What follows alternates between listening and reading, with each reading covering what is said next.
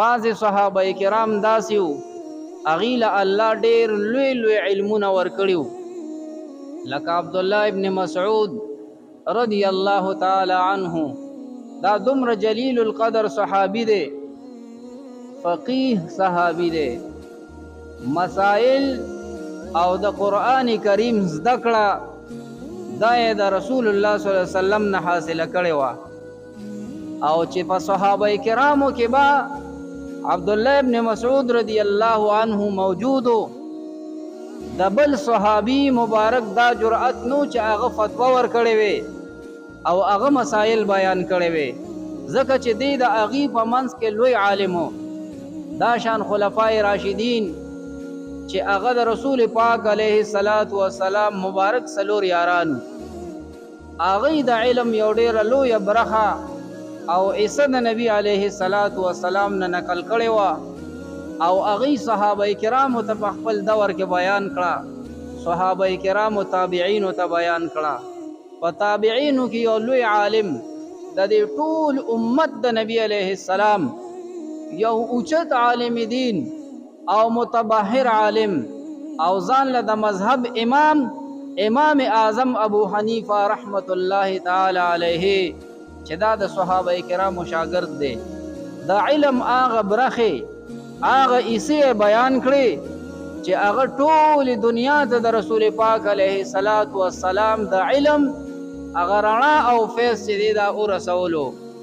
د څلورو زرو استادانو نه تاسو سوچ وکئ چې دی به څومره ګرځېدلي د څلورو زرو استادانو مشایخو نه د علم حاصل کړی دا د تابعینو دور دی صحابه کرام استادان دي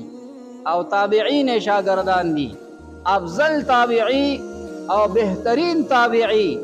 امام جلال الدین سیوطی رحمت الله علیه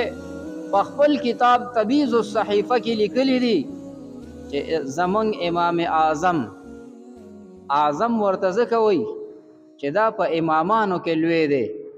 امام اعظم ابو حنیفه رحمت الله علیه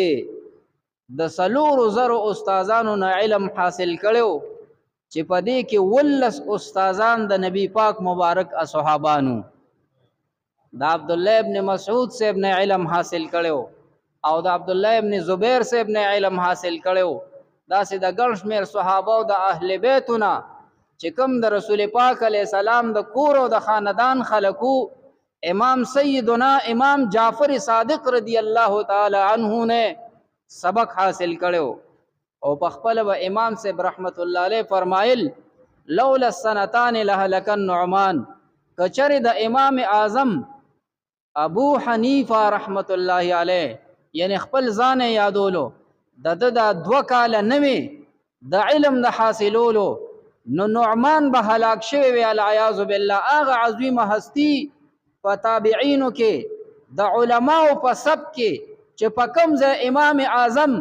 ابو حنیفه رحمت الله علیه وفات شو وزره پیری د قران کریم ختم په هغه ځای باندې کړو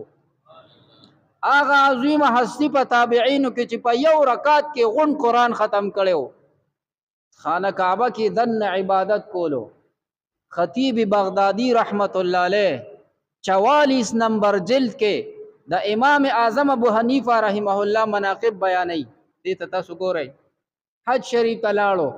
55 کرته په جون کې حج کړو یعنی چې کله نه فرض شوی دی نو دی به حج لتلو د رخت او د کپړی او عظیم کاروباری او تاجرو الله ول ډیر لوی شان ور کړو او ډیر لوی ملکه ول د رسول پاک علیه السلام په علوم باندې ور کړی وا امام صاحب رحمت الله علیه په اخیری کال باندې چې کله حج تلاړو د خانه کعبه دربانچی ته وی چا سره چې چابیان وی ما تداور کولو کا زد الله په دې کور کې په بیت الله شریف کې دننه یو 2 رکعات منځ کوما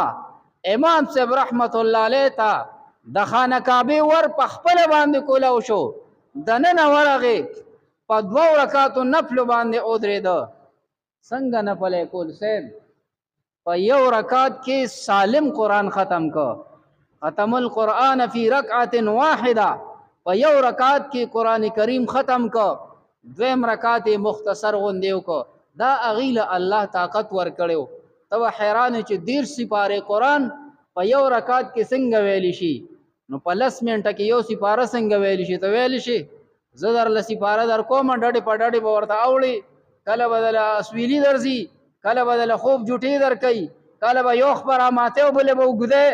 خو په پاو وخت کې ته سپاره نشي ویلی په نیمه ګنټه کې نشي ویلی په ګنټه کې ته د سپارې تلاوت نشي کولی